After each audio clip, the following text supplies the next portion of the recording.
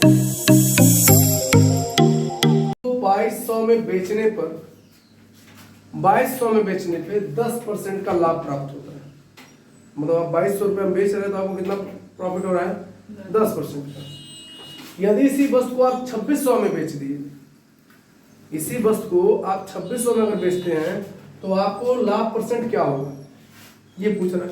अरे मतलब आपने कोई सामान खरीदा, मान लो इसी चीज को आपने 10 रुपए में खरीदा तो आपको 10% का लाभ हो गया।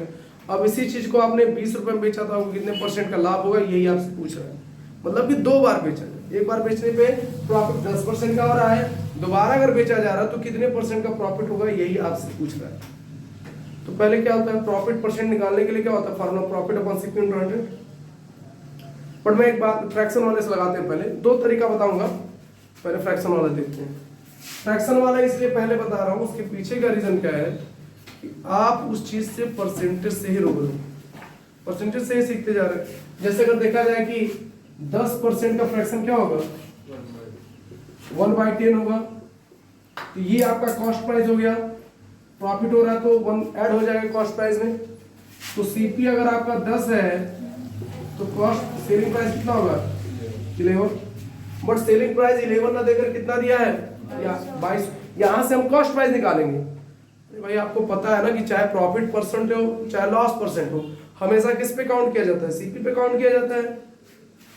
तो 11 ना देकर कितना दिया भाई, 2200 दिया है। तो किससे मल्टीप्लाई करेंगे, 200 से मल्टीप्लाई करेंगे तो 2200 आ जाएगा। तो कॉस्ट प्राइस में भी किससे मल्टीप्लाई करेंगे, 200 से।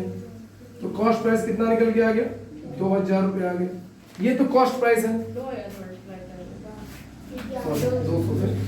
तो मतलब आ गया 2000 आ गया ना। ये तो कॉस्ट प्राइस निकल गया कि आपने सामान को कितने में खरीदा था, 2000 रुपये में। अब आपसे कह रहा आप सामान को 2000 में मत बेचिए, अब कितना बेचिए, 2600 में बेचिए, और पता करिए कि प्रॉफिट परसेंट कितना होगा। तो ये ध्यान दीजिएगा, सीपी कितना है 2000, एसपी कितना दिया है 2600। रेशियो बना नहीं, 00 से 00 खत्म नहीं चीज। अब ध्यान दीजिएगा, 2 से कैंसिल, 2 10 जा 13, कितने का आ रहा है डिफरेंस भाई, 10 था कॉस्ट प्राइस, सेलिंग प्राइस 13 हो गया, कितने का प्रॉफिट हुआ, 3 का। और प्रॉफिट परसेंट हमेशा किस पे काउंट किया जाएगा, कॉस्ट प्राइस पे। 3/10 हो गया और 100, तो 10 10 जा 100, 10 में 3 का मल्टीप्लाई करेंगे तो कितना आएगा, 30%। यही आपको क्या आ जाएगा, आंसर आ जाएगा। बहुत ज्यादा टफ नहीं है कुछ। आपने क्या किया, आपने कॉस्ट प्राइस निकाल दिया, कॉस्ट प्राइस निकालने के बाद आपको सेलिंग प्राइस दिया, उसका रेशियो निकाले, उसमें आपको पता चल गया कितने का प्रॉफिट हो रहा है। देखो मैं ये कह रहा हूँ, सीधी सी बात, पहले आपको कॉस्ट प्राइस पता करना हो। प्रॉफिट अगर चेक करना हो तो अगर आपको सेलिंग प्राइस पता है तो ऑब्वियस सी बात है ना कि आपको कॉस्ट प्राइस तो पता होना चाहिए ना। यहाँ से आपका कॉस्ट प्राइस निकल गया, फिर हमने क्या किया, प्रॉफिट परसेंट निकाल दिया, 30% आया। ये तो मान लीजिए आपका एक तरीका हो। अब दूसरा 110/22 होगा। जैसे देखो 2200 में आपको प्रॉफिट कितना हुआ, 110% का प्रॉफिट होगा। तो 1% का प्रॉफिट 110/2200, पूछ किसका रहा है, 2600 का। तो जब 2600 का पूछा, जिसका पूछेगा उसका मल्टीप्लाई कर देते हैं। तो 2600 इंटू 110/2200, 00 से 00 खत्म हो जाएगा, 11 धाम 111 दूना 22, 13 धाम 130% आया। अब कोई चीज अपने आप में 100% होती है तो कितने का प्रॉफिट हुआ, 30% का हुआ, नहीं हुआ। 130 में 100% आप हटा दीजिए, प्रॉफिट आपका 30%। कह रहा है कि यदि एक वस्तु 15% की लाभ पर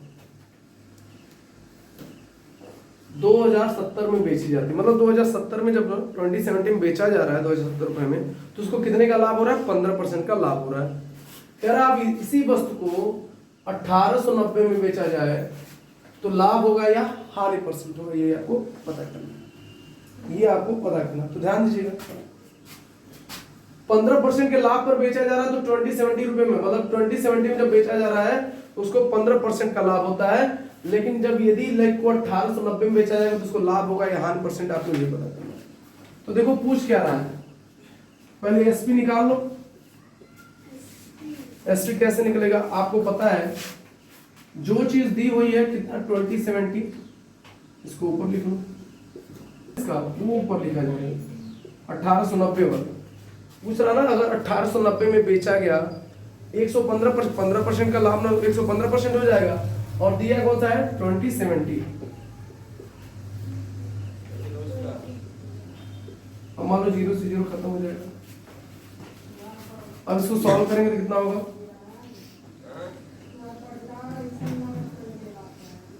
तीन छक 18, 3 त्रिका 9, 3 छक 18, 3 9 27। इधर ध्यान दें 21/23, 23 से 115 को माइनस सॉल्व करेंगे तो कितना आएगा 5 टाइम्स जाएगा। 21 का अगर 5 में हम मल्टीप्लाई करेंगे तो कितना हो जाएगा 105%। हाँ हो जाएगा। कोई चीज अपने आप में क्या है नहीं, जब कोई चीज 100 से ज्यादा हो गई तो समझ लो लॉस नहीं होगा, प्रॉफिट ही होगा।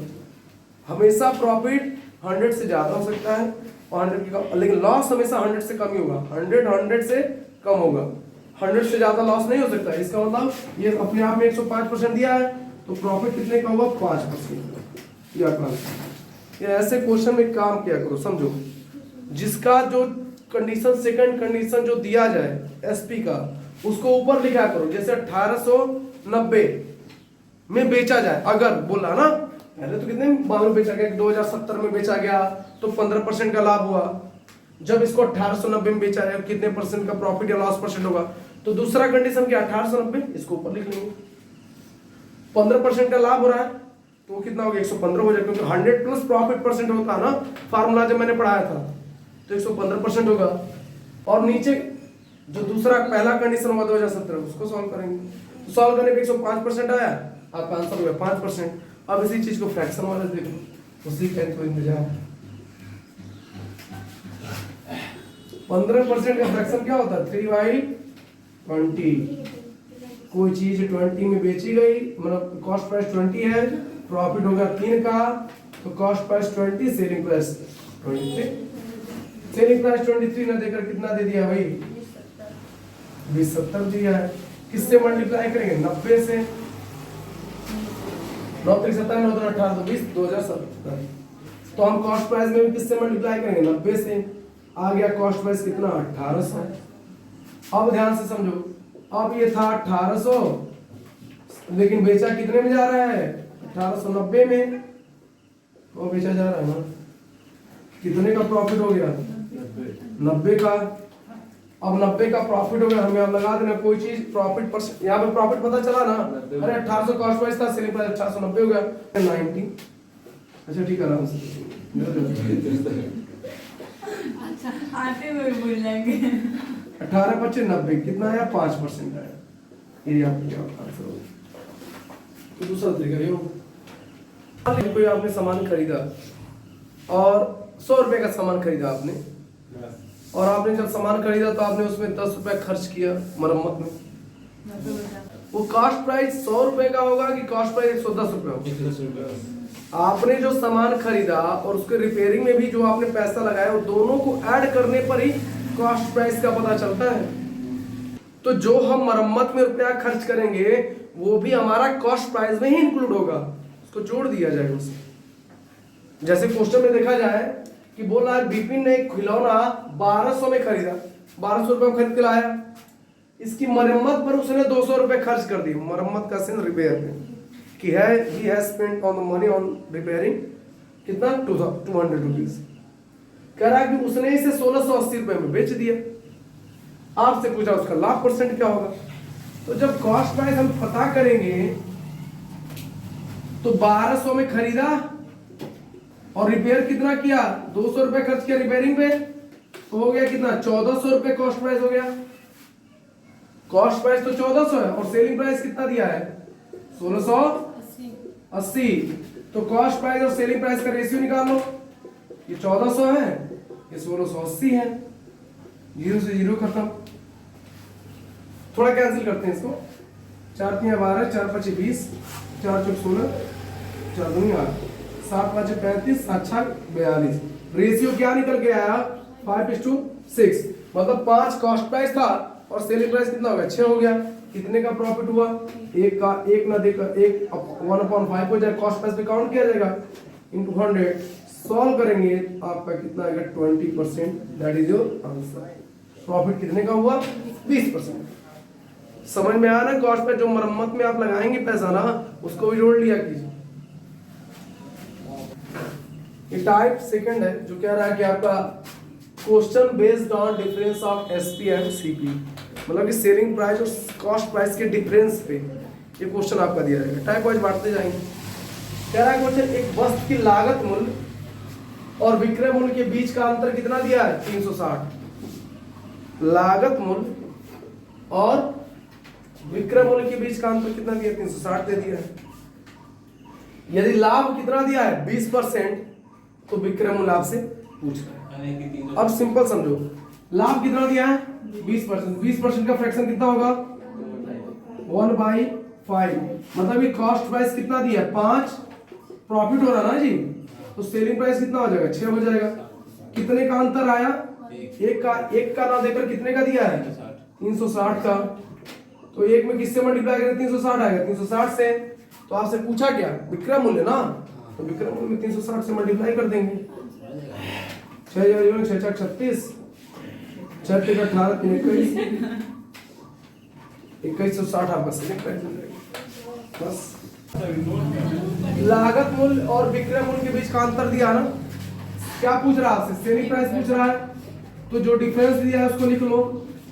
अच्छा एक चीज बात समझना मेरी, 360 जो दिया ये डिफरेंस है, ये किसका डिफरेंस है 20% लाभ वाला तो डिफरेंस ना, ये 20% लाभ का डिफरेंस है, और प्रॉफिट कितने का आ रहा 20% का तो 120 हो गया, ये परसेंट से परसेंट करता हूँ 20 का 120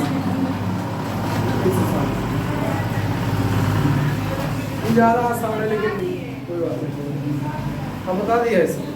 अरे जो दिया हुआ है कॉस्ट प्राइस सेलिंग प्राइस का डिफरेंस 360, ये प्रॉफिट का ही तो अंतर है ना, प्रॉफिट का अंतर हो गया नीचे 20%, और प्रॉफिट कितना हो रहा है 20% के 120% होगा, परसेंट से परसेंट खत्म हुआ 20 6 का 120, 360 में 6 का मल्टीप्लाई करें तो 2160 आता है।